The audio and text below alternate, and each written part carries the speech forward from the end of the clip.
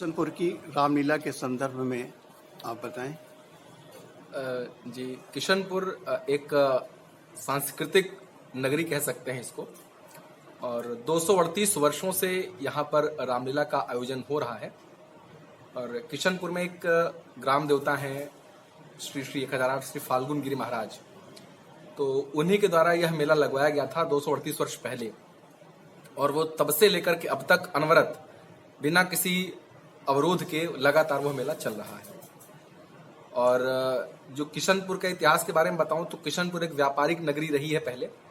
तो चूंकि ये यमुना किनारे क्षेत्र पड़ता है, तो जब व्यापार जल मार्गों के द्वारा होता था तो किशनपुर एक बंदरगाह हुआ करता था।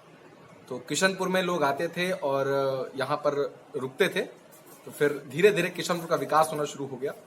और जो रामलीला चल रही है, ये सांस्कृतिक महत्व इसका बहुत विशाल है, क्योंकि जिले में इससे पुरानी रामलीला सिर्फ खजुआ की है।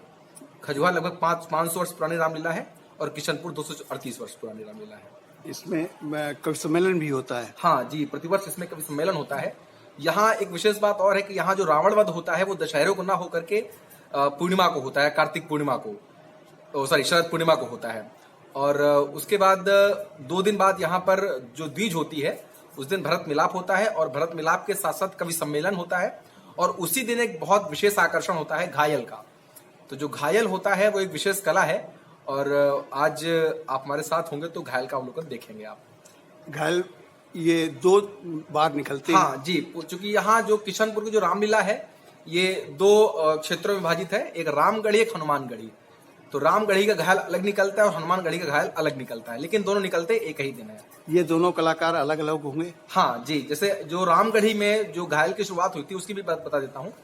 एक क्रांतिकारी थे मुन्ना उस्ताद। तो मुन्ना उस्ताद एक मुस्लिम, ऐसा सुनने की किंवदंती है ऐसी कि मुस्लिम थे, और उन्होंने अंग्रेजों से बचने के लिए उन्होंने अपने शरीर के टुकड़े करके अलग अलग घोड़ों पर बिठाल दिए। तो ऐसा बताते हैं कि अंग्रेज ने उनको मरा हुआ समझ लिया था, उनको जाने दिया था। फिर उन्होंने अपनी कला के माध्यम से अपने पूरे शरीर को पुनः जोड़ लिया। तो तभी से यह कला लगातार प्रचलित हो रही है। और एक दूसरे हैं दद्दू पहलवान, दद्दू उस्ताद उनका नाम था। तो दद्दू उस्ताद भी उन्हीं के शागिर्द रहे हैं। तो ये दोनों इस समय कलाकार का नाम क्या है? इस समय एक पहाड़ू विश्वकर्मा है, और एक दूसरे और भी कई सारे नाम मुझे नहीं याद आ रहा है, लेकिन एक पहाड़ू विश्वकर्मा है, वो इस समय हनुमानगढ़ी के घायल के वही आयोजन करता है। धन्यवाद। यही फाल्गुन महाराज बाबा का मंदिर है, और इन्होंने ही रामलीला शुरू की थी। रामलीला के बाद एक कवि सम्मेलन होता है।